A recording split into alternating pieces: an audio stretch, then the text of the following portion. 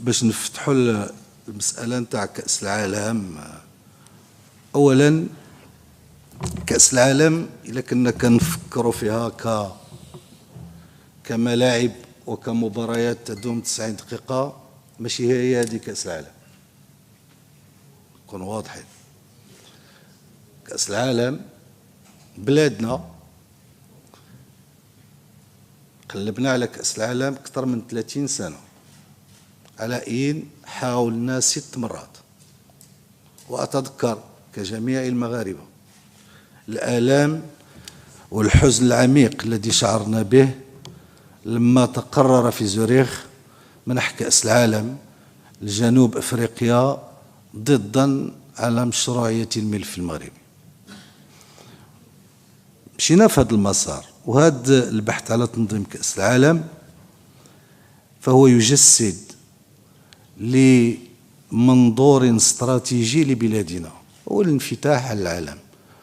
وإلا خصنا نحسبوا العدد نتاع التظاهرات الفكرية والثقافية والعلمية والعالمية التي تنظمها بلادنا كل سنة، وهذا التموقع العالمي ما يمكنش نديروا له تقييم واش التيران واش الماتش واش أولوية.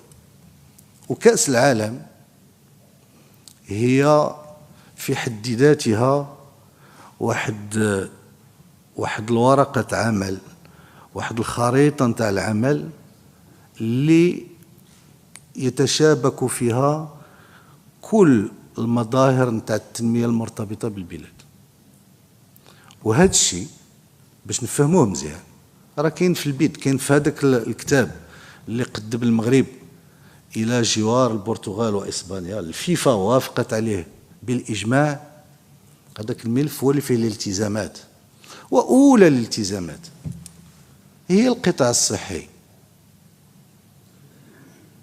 باش نتكلموا بالوضوح التام، القطاع الصحي إن لم يكن يستجيب للمعايير الضرورية لا في المستعجلات ولا في العلاجات ولا المتفرجين ولا اللاعبين ولا الفرق، ما يمكنش ننظموا كأس العالم.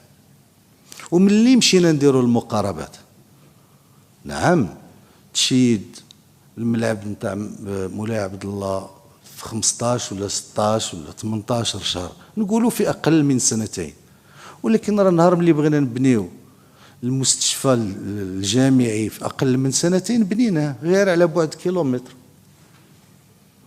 أنا الملعب نتاع مولاي عبد الله اللي كنشوف فيه مهم هو أنه بناتو الأطر المغربية، بناتو المقاولات المغربية، والعدد نتاعها 100،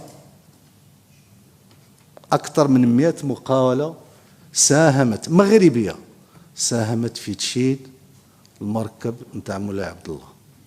وملي بغينا نتكلموا على الكلفة نتاع الملاعب، الكلفة نتاع الملاعب أولا ما كايناش في الميزانية العامة.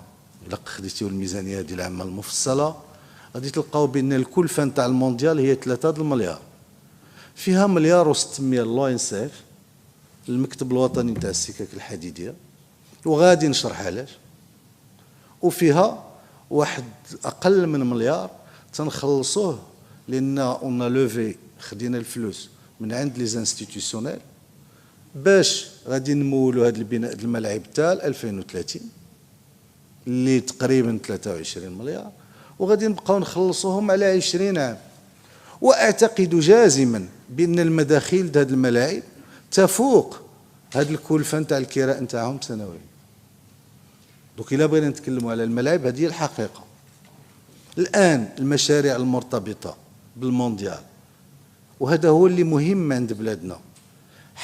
احنا المشاريع اللي خصنا نديروا اللي بغينا نديروها في بلادنا بالمونديال ولا بلا مونديال خصنا نديروها. تكلمتم جميعا على على الاقل الفرق الاغلبيه على الاهميه ديال المداخل السياحه والتطور نتاعها في بلادنا.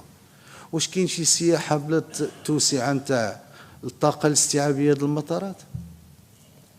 واش المطار د مراكش ملي وصل لا ساتوراسيون الناس بقاو يجيو ليه في ديسمبر وكيتسناو نهار كتظن بان غادي تقدر توصل للسياحه؟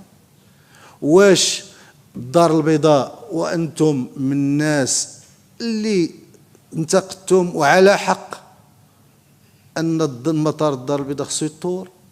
واش بغينا نرجعوا الدار البيضاء هوب بلا ما نديروا الهوب تاع الدار البيضاء المطار؟ واش تي جي في غادي نوقفوا في القنيطره؟ واش المغرب تيسالي في القنيطره؟ تي جي في نتاعنا كيفاش نحققوا التنميه الاقتصاديه نتاع بلادنا الى ما ربطناش الشمال بالجنوب والشرق بالغرب؟ هذا هو المغرب يمشي يمكن تاع 2030 ما يفوقها هذا التي جي في. وهذا النقاش بالمناسبه ولا بد نفتح القوس، هذا النقاش دائما عرفته بلادنا، وهو بالمناسبه اعتبره نقاشا صحيا عرفته بلادنا منذ لا لا لا لا, لا قبل هذاك غير مع السي وزير النقل السابق، لا لا لا, لا قبل نهار قررنا في عهد الحسن الثاني رحمه الله اننا نديروا لوتوروت بين الرباط والدار البيضاء. اليوم تريبلينا هذيك لوتوروت وما كفاتش، ومشينا غادي نديروا لوتوروت الاخرى اللي تربط الرباط والدار البيضاء، لان هذيك لوتوروت اللي تريبلي ما كفاتش لا فريكونس تاع النقل. وتأسفنا جميعا ونتأسف على انه كان من النهار الاول درناها الكلفه كانت هي العشر نتاع الكلفه الحاليه ديال الكيلومتر د لوتوروت. دابا المشاريع نقولوا سيدي حنا نحيدوا المونديال، واش التي جي في ما يمشيش يوقف؟ واش المطارات ما يتوسعوش؟ واش العرض الصحي نتاعنا كذا مطلب راه خصنا نوسعوه ونرقيوه وغادي نرجع لهذه الصحه الاشكال الحقيقي. دونك هاد المشاريع اللي هي اللي جايه في المونديال، ونزيدك وهذاك ان شاء الله الا بغيتيو شي نهار نذاكروا فيه بتفصيل على المونديال ونعطيكم البيد وداك الشيء، وغادي تجينا الفرصه انه راه كاين من حقوق الشغل. وراك شتي الانتقادات اللي تعرضت لها البلد اللي استضاف كأس العالم 2022، راه كانت حقوق شخصيه ود العمل ود الشغل الى غير ذلك، في من هذا الشيء البيئه الانفراستركتور الى وكل شيء. هذا الشيء المسار التنموي اللي كاين عندنا في المونديال يمكن كانت فيه بزاف د الامور اللي ما غاديش تدار دابا، يمكن ما كانش غادي تدار في 30، يمكن في 31، يمكن في 32. المونديال فرصه لان نسرع من هذه المشاريع. واش معناه ان هذه هي المشاريع اللي غادي تشكلنا الاولويه ونديروا نقطه ونرجعوا للسطر؟ لا، متفقين جميعا انني انا بحال هو اللي هضر على كرسيف، انا في بركان خصني نشعر بانه هاد كاس افريقيا وكاس العالم تعنيني في شيء، وهذا هو السؤال، هذا هو اللي سميتو لو بورتاج. وملي تنتكلموا على هذه المشاريع وراك شوفوا كاين التفاصيل الدقيقه نتاع هذا الشيء والاثار، لان ملي تنتكلموا اليوم على النمو مشينا ل 4.6 وغادي نمشيو لكثار وغادي ندخلوا لافورشات نتاع 5 وغادي ندوزوها. على اين غادي تدوزها الحكومه اللي غادي تجي من بعد؟ هذا هو لانني قبيله بعدا نسيت، لان هذاك النعوت اللي تتصدر راه صعيبه ملي تتغير المواقع وتتسبب حرج صعيب، لان الموقف السياسي ما يقدرش يتبع. اللهم الانسان يتريط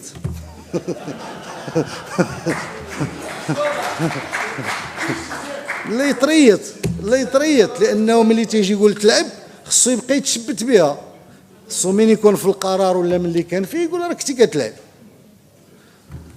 دونك هذا الموضوع نتاع كأس العالم والمزايدة إلى غير ذلك، أنا هاد المشاريع الكبرى إلا غادي تخلق لنا الثروة، إلا تعطينا لا فالور اجوتي وتعطينا لا كرواسونس وتعطينا الشغل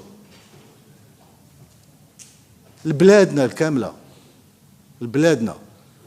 وهذا بالمناسبة ملي تنتكلموا على واحد لا كومبيتيسيون كأس أفريقيا راه كنتوا عارفين شكون اللي كان المنافس تاعنا في التنظيم، ومنذ ذلك الحين وهو تيحاول جاهدا انه يبين اننا ما قادرينش، وبدات بالمؤامره الحقيقيه نتاع الكلاب الضاله وما نعرفت وعدم جاهزيه الملاعب، وكل نهار كيجبدوا شي تصاور، حتى ملي دشنا الملعب نتاع مولاي عبد الله قال لك اودي سي دي فوتوشوب. دابا نعرفوا ونتكلموا بالوضوح تام وتطور النقاش حتى وصلنا وديت غادي نقاطعوا واحد اللاعبين، وهذوك اللاعبين راه ولادنا. حنا الفريق الوطني اللي تكلمتي عليه راه واحد من ايت بوكماز وواحد من الخميسات، علاش نقاطعوا هاد الدراري؟ اش دار لنا حكيمي باش نقاطعوا؟ ياك حكيمي ولد القصر الكبير كلا كاع البصاره مع سي سيمو. كيفاش؟ علاش نقاطعوا هاد الناس؟ كيفاش نقاطعوا؟ ولكن راه من تتكون الامور غير موضوعيه ولا تنبني على اسس راه تتنكسر في الحين. انا نقول لك اليوم كاس افريقيا تعطات 500 الف فنايدي، فيها اكثر من الثلث جايين من برا، وخصنا نستغلوا كاس افريقيا باش يكون عندنا جوج د المواسم السياحيه الموسم المقبل ان شاء الله، يكون عندنا واحد في ديسمبر وجونفي، ونستقبلوا المئات الالاف والمليون اللي غيجينا من برا، ونستفدوا اقتصاديا، وتستفد مراكش وتستفد الصناعه التقليديه. هذا هو استثمار الفرص، ومن بعد يجي يكون عندنا الموسم الصيفي. هذا هو الواقع اليوم. الواقع اليوم هو التذاكر تاع الفريق الوطني سولد اوت من بعد ساعه العرض نتاع البيع. اش من مقاطعه، اش من نقاش، عن ماذا نتحدث؟ هذوك راه ولاد الشعب المغرب. بالعكس خصنا جميع كل واحد من موقعه نرسل الرسائل الإيجابية لهؤلاء الشباب اللي يخصهم يقلبوا على واحد الكاس ما شفناهاش من 1976 اللي سميتها كأس أفريقيا للأمم، واللي المغاربة علائيين ماشي كلهم، كاينين بزاف ما تعرفوش الكرة، ولكن ملي دخلت فيها شويه السياسه ولاو خبراء. شويه ولاو خبراء وتهضروا على جغرافيه الملاعب. ما نرجعش لهذا الشيء، ما ننساه. كاين مجموعه د الامور جات في المداخلات، انا غير من اجل التوضيح باش يكون عندنا النقاش دائما واضح مقاد. قلتها في العديد من المناسبات أن المالية العمومية تخضع للبعد الاستراتيجي الذي يتجاوز الولايات التشريعية، ولهذا السبب جعل منها الدستور قانونا تخضع أولوياته لمصادقة المجلس الوزاري الذي يترأسه جلالة الملك نصره الله. وفي هذا الإطار الرسالة التوجيهية التي وقعها السيد رئيس الحكومة الحالي والسابق واللاحق توقعها بعد خطاب العرش في بداية غشت، لأنها تأخذ بعين الاعتبار توجيهات اللي تجي بسيدنا الله ينصرو في الخطاب العرش عبر التاريخ، وهذا هو عين العقل. هذا القانون، هذا المشروع ديال القانون ديال المالية أنا شخصيا ما فهمتش، وماذا بك تشرح لي كيفاش أنه كاين واحد الشرخ بين الرسالة التوجيهية وبين القانون. أنا لقيت أنا 4 الأولويات اللي مشاو في الرسالة التوجيهية هما اللي جبنا في القانون.